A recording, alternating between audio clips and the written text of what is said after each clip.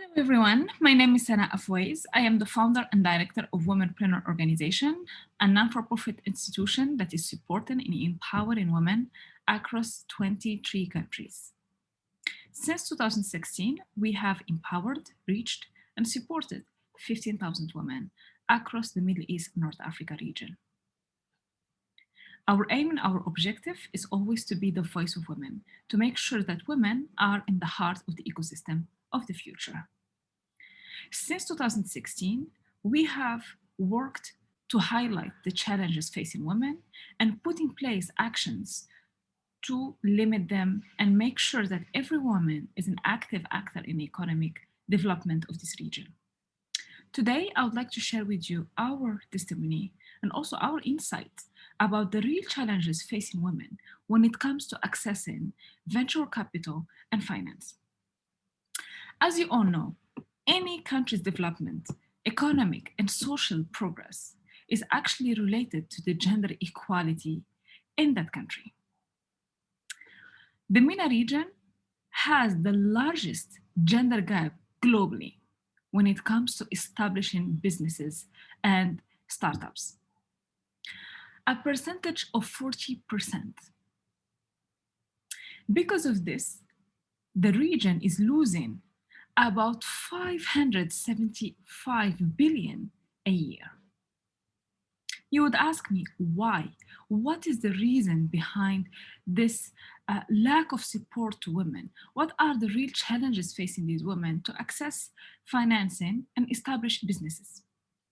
Well, there are different reasons. 10 minutes will not be enough to actually go through them all. But let me kind of highlight the most important one. First one, low availability of guarantee assets. This is basically the main cause or one of the main causes that hinder women's access to financing because of traditional property arrangements in the region. And these obstacles are still relevant to this day. So when you look at the inheritance restrictive laws in the MENA region, that actually favors male over females. So this ultimately makes women less capable to get funding, to get investments, to get credits, to get loans from banks and financial institutions. So then they have to go to what we call the 3 Fs: family, friends, and fools. That means that these women entrepreneurs will depend on very informal sources of financing that are very limited, and that will actually push them to be solo entrepreneurs and only create businesses for them to survive. Second reason, gender biases among the financial institutions.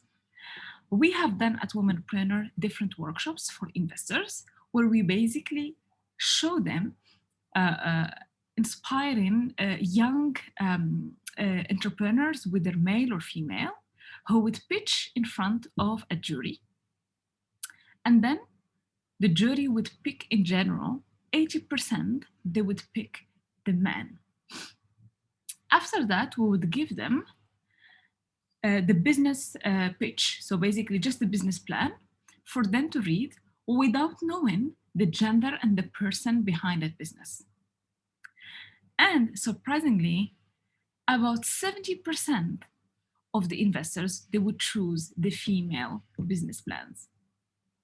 So this probably shows how important it is for financial institutions to realize that gender biases do impact on the decision they make, do impact on the type of entrepreneurs they choose, and do impact especially on the opportunities for women. The third reason, or the third challenge for women, is basically lack of financial education, lack of financial literacy among female entrepreneurs. During COVID, we noticed that a lot of female entrepreneurs, they would go and they will ask for credits for microfinance. And for those who succeeded to get those credits, they would actually use that money for family reasons, for family business, instead of their startups, for their enterprises. And that's because we still lack financial literacy. This needs a serious dedication to actually educate the female entrepreneurs on how to manage their money, how to make smart financial decisions, and especially how to make sure that they differentiate between the personal and the business side. Last reason, and because as I mentioned, it's only 10 minutes, so I want to be and respect the kind of, the limits of this video. The last reason or the last challenge, I would say the lack of alternative services and products. Banks and financial institutions, they need to innovate. They need to rethink their system. They need to make sure that they put in place products that are inclusive, that are accessible to everyone. Because when we look today at the challenges that COVID has brought, and when we look at the number of female entrepreneurs that have lost their jobs and now they're turning into entrepreneurship as a way for them to survive, I think financial institutions need to rethink their system, need to rethink their products, because women, as approved through different studies and through different reports, they are a very loyal clients. They pay their credits, they pay the loans. So this means that the banks need to make sure they put in place products and services that would respond to these female entrepreneurs. We are talking about more than 50% of the population of the region. Private, public, civil society, and all support organizations need to work together to make sure that every woman in the region has access to equal rights and has access to equal opportunities to finance. Thank you so much for having me.